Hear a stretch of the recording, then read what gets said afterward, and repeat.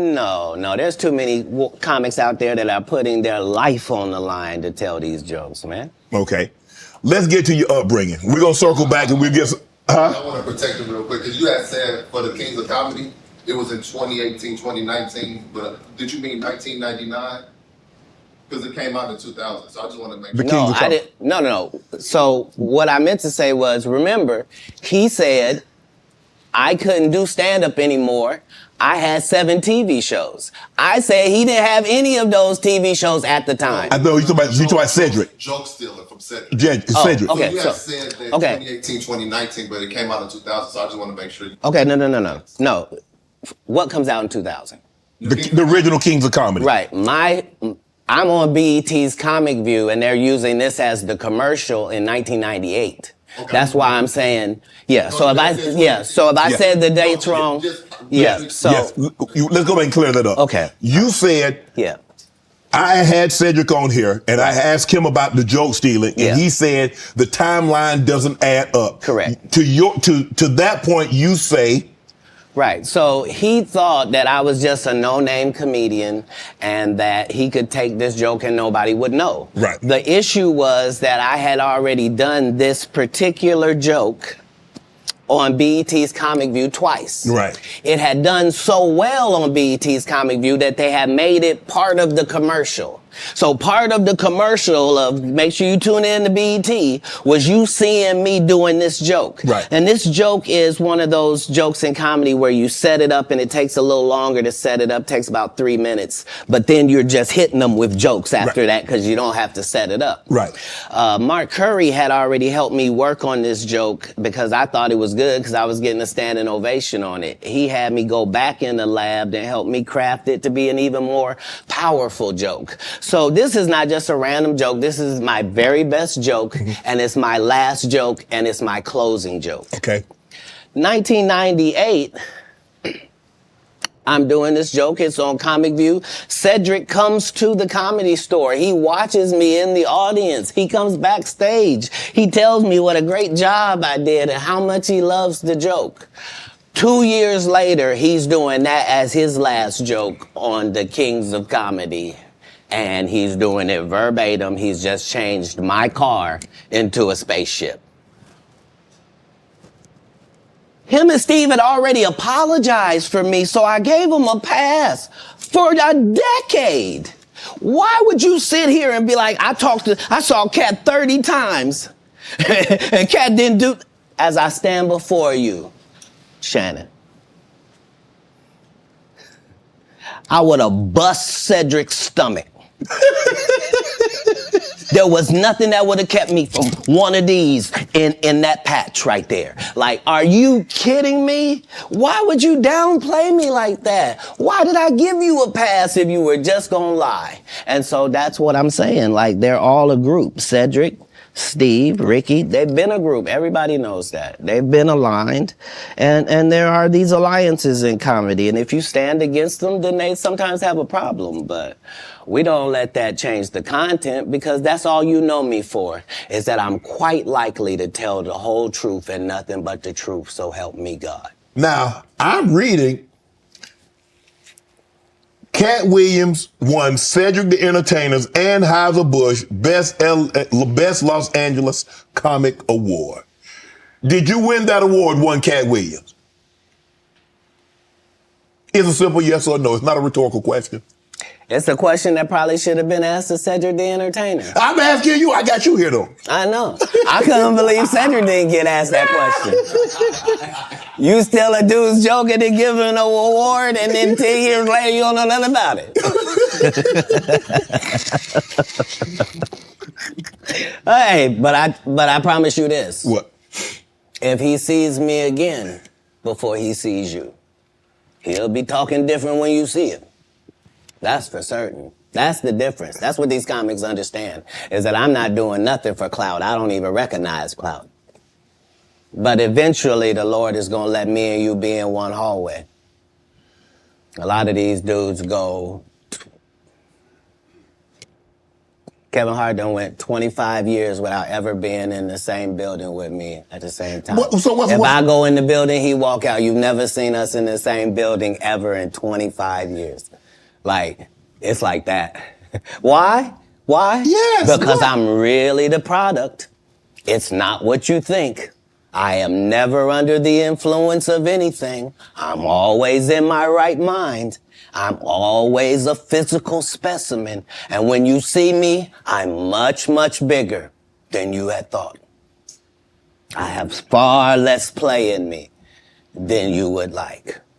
And I'm relentless. I'm out there. I'm still, to this day, I play 11 games of basketball with a 20-year-old. The record is 92-6. This is just in the yard, just to the rack, just cause. You work out, Cat? You work out, Cat? Not to the gym. You don't work out in the gym? You do push-ups, sit-ups? My whole life it was just push-ups and sit-ups only. I would do like 100 push-ups a day. Just. I thought you were gonna say 1,000. No. Because this is literally every day. Right. This is not for the gram. You know what I mean? Like literally 100 a day. And I would do push-ups, and then I tore both my rotator cuffs. And so it was only thanks to golf that I was even able to get my You a golfer now? back. I've been a golfer for quite some time. My short game is impeccable. I can't get you but 2 and some change off of the tee. Off the tee, but I'm still coming in for par guaranteed. Are you playing for the tips? No. I've found that you don't get anything for that. It seems very egomaniacal. They go, hey, Katt, for free, you can go further back. Hey, what? Wait a minute, does it still count the same? Hey, I'm up at the ladies' tee. Don't tell me my pronouns. On the golf course, I'm she, her, him, them, and they. Whoever at the front tee. I know we're joking, we're having a great conversation, but you did win the award. How did the award help your career? It had to help something, Katt. Nope. God, come on, Katt. I didn't remember it happened till you just said it. How can Cedric give you an award that was worth something? Everything Cedric and Ricky Smiley ever been in got canceled for not being funny. Ricky sat here and told you that they cut him out of every movie he did. They always had a reason. Like,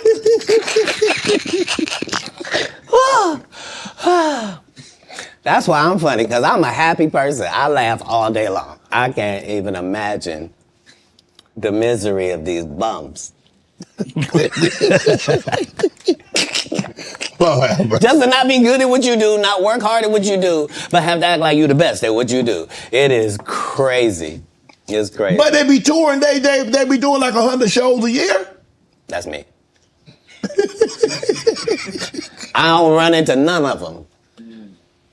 That's what I'm saying. If you a Faison Love fan, you mean you've been a fan of him for 32 years, you still waiting on him to do his first special? You mean to tell me if Steve Harvey, your favorite comedian, you mean you've been waiting for him to do stand-up for 15 years now? I mean, Steve got a lot of other DL's still out there. None of those irons matter to stand-up. Who cares that they wrote a placard for you to do Family Feud on? Like, you're successful because we're surprised you can talk for a living and it's entertaining that you're gonna say some funny country things. But not a writer. Right. Not a writer. When you got into stand-up, was crossing over, was doing TV, was doing movie, was that a part of it? You're like, okay, I'm doing stand-up. Okay, the next progression is TV movies. Throughout the history of stand-up, sir. That's the goal for all of us. That's how it goes. That's why when you hear these dudes talking about, oh, I didn't want to be a movie star, you just know it's disingenuous. Like, what are you talking about, dude? Yeah, oh, no, I just wanted to do a game show. Right. What? Are you sure? Are you sure? Because I thought you did Mark Curry's show over after he had just done hanging with Mr. Cooper. Why would you do all of that man's stuff that he did on his show on yours and then do the dude's stand-up when you go on the road? And then you never put Mark Curry on your show or nothing. Like, if you don't say anything, these dudes will run over you. I don't know if you know how bullies operate. I but do. If you don't stand up for yourself, there really is nothing they won't do. Right. Do you consider yourself a king of comedy? Where does Katt? No, they consider that. Oh, that. Like when after Bernie left, them same three guys I'm telling you about, the Kings. Yeah. Right? Because DL is the greatest. Yeah. There's no DL slander gets tolerated. But they came to me. I was supposed to be the fourth king. I got the offer. Then what happened? But I turned it down. Why? Because you shit on Bernie. And I know the truth. You think I'm gonna let you shit on Bernie and then come get me? I'm the next king? Fuck you. Why? Because the whole time Bernie was here, you was acting like you was funnier than him. The reason you was supposed to go last is because it was your tour. Tell the truth. It was Steve's tour. Not it was gonna be called the Kings of Comedy, it was Steve's tour. These are the guys opening for him. Of course you gotta close if it's your tour. That's why it was such a big deal. But you couldn't do it, because you can't beat the best. And until you humble yourself, you will forever be kinged by the king. And because you finally did it, because you had no other choice, and now that he gone, you gonna act like he wanted to be a movie star. You stop it. You stop it. That man was funnier than all of y'all, and y'all thought y'all had one over on him. You thought he was black and ugly, and you were good looking, and he couldn't make it because you did. And that ain't the way comedy works. The king is the funniest. Period. Every time. And that's why no audience member was ever swayed. It didn't matter where Bernie went. You think if Bernie went first, he wasn't the king? Get out of here. Get out of here. Get your ego out of this. You let the best be the best. Right? Katt Williams, ladies and gentlemen. Thanks for coming on, bro. I really appreciate that. Thanks for sharing Thank you. the stories, setting the record straight. Now, you know they're going to double back. Impossible. Impossible. Only because once you play this back, you'll realize I didn't say anything that made me look in a good light. I wasn't tearing down others to boost myself up. But I do have to acknowledge things that did not take place. Like, we're very ingenuous if we say this is not a game and we don't play it and people ain't in positions and people don't have their favorites and they group and they click. Right. But that happens in all businesses. Right. No. Say what side you on. Say why you don't like the other side. And then get to the game. But in the game, I'm wiping the field with them to the point where they don't even compete anymore. So how you gonna let a dude that been on the bench for 15 years, I would have beat Jordan's ass. Shut up, Jordan is still alive. We'll call Jordan right now. You can't beat him now.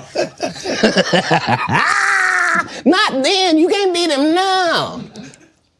Right. Katt Williams. My pocketbook is empty and my heart is full of pain.